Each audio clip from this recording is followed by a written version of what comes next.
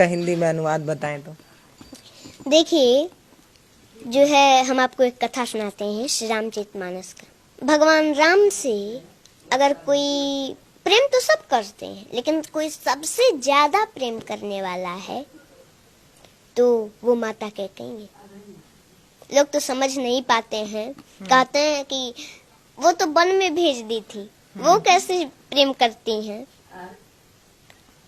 तो वही सबसे ज्यादा प्रेम करती है। वो वन में भेजी थी तो भगवान राम को दिए हुए वचन को पूरा करने के लिए वो वन में भेजी थी। वही सबसे ज्यादा प्रेम करने वाली। सभी लोग, सभी माताएं अपने बच्चे को दूध भात खिलाती हैं बड़े प्रेम से।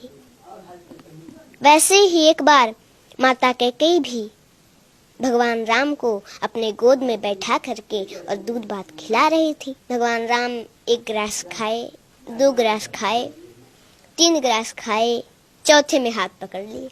बोले, माँ, आपने कभी हमसे ये नहीं पूछा कि राम तुमको कुछ चाहिए? तो माता कैकेयी बोली कि अरे पुत्र, अरे राम, तुमको कुछ चाहिए तो जल्दी बोलो, क्या चाहिए? तुमको कुछ चाहिए, जल्दी बोलो। तुम्हें मांगने में देरी हो सकती है, मुझे देने में देरी नहीं हो सकती। भगवान राम बोले, माँ, पहले मेरी कसम खाओ कि जो मैं मांगूंगा वो दोगी। माता कैकेयी बोली, हाँ राम, मैं तेरा कसम खाती हूँ, जो तुम मांगोगे वो हम देंगे तुमको। मांगो, क्या चाहिए? भगवान राम बोले, माँ, लेकिन जो मैं मांगने जा रहा हूँ अगर वो आप दे दोगी तो संसार में कोई भी आपका नाम, अपने बच्ची का नाम नहीं रखेगा। तो कैकेयी माता बोली, मुझे मंजूर है राम, बताओ ना क्या चाहिए। मेरा नाम, अपनी बेटी का नाम कोई न रखे, ये मुझे मंजूर है। मेरा राम प्रसन्न रहे, इससे बढ़कर मेरे लिए और क्या हो सकता है। भगवान राम बोले, माँ, लेकिन जो मैं मांगने जा रहा हूँ अगर आप दे देंगी तो संसार में आपका अपजस होगा।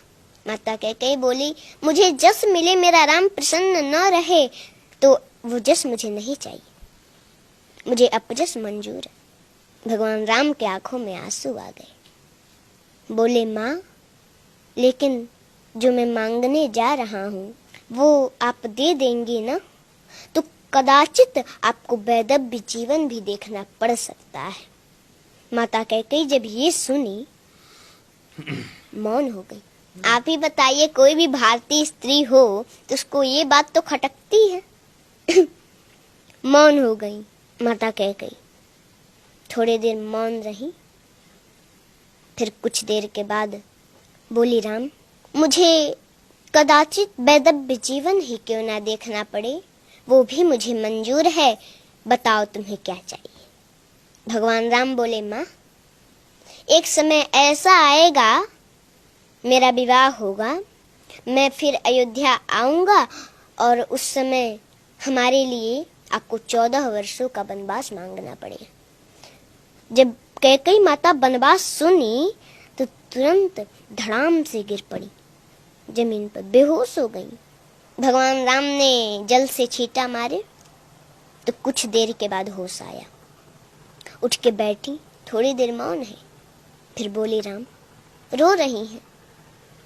बोली, राम, देखो, मुझे अपजस भी मंजूर है, मेरा नाम, अपनी बेटी का नाम संसार में कोई न रखे ये भी मंजूर है, कदाचित तो ना देखना पड़े वो भी मुझे मंजूर है, लेकिन मेरा राम मुझसे दूर रहे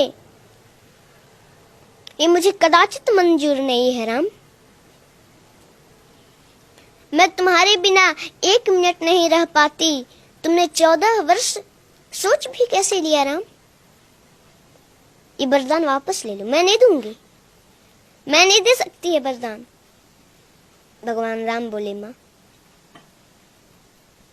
आपको ये वरदान देना होगा क्योंकि आपने हमारी कसम खाई है, और अगर मैं बन नहीं गया तो सरभंग ऋषि की जो है मांस गल चुके हैं, बस हड्डियां बची हैं जो कि अब सूख रही हैं। माता सेवरी, उनको हमारा दर्शन कैसे होगा माँ? उनको बन जाना पड़ेगा। उस दिन से माता कैकेयी भगवान राम से थोड़ा हट के रहने का प्रयास करने लगी कि वो समय आए और मेरे दिल के टुकड़े टुकड़े न हो जाएं और मैं राम को दिया हुआ वचन पूरा न कर सकूं, उसको दिया हुआ वरदान पूरा न कर सकूं तो क्या होगा? थोड़ा हट के रहने का प्रयास करने लगी और वो समय आया, वरदान मांगी। पहले तो भगवान राम को सूचना मिला था कि उनका राज्याभिषेक होने वाला है, लेकिन प्रसन्नता मयान गताभिषेकतस्तथा न ममले वनवास दुःखत मुखाम्बुजश्री रघुनंदनस्य मे सदास्तु सा मंजुल मंगल प्रदा।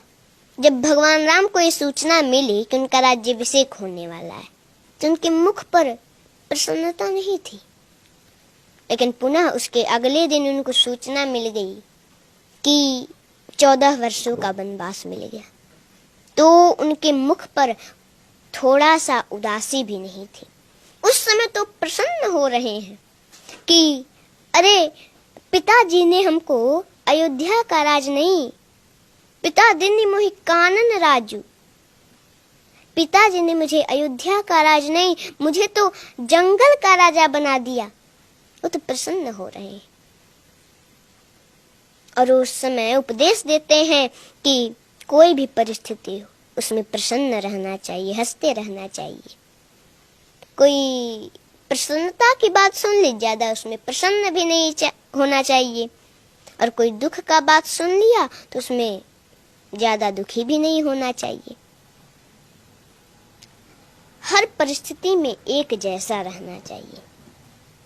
जी देखिए, पुत्र और माता के बीच का जो प्रेम है वो इन्होंने कितने प्यार से समझाया है। इतना इससे पहले भी कई बार राम कथा सुनी होगी, कई बार आपने मंचों पर सुनी होगी, मैंने भी सुनी है, टीवी में देखा है, कई बार मम्मी के साथ सत्संग जाना हुआ है, लेकिन इतना प्यार से आज तक कभी नहीं सुनी। इतने मधुर आवाज में कहाँ पे ठहराव देना है, कहाँ पर पिच गिराना है कि आप उस वाक्य से जुड़ पाए, कहाँ पर पिच उठाकर हाई बोलना है, ये एक कला है।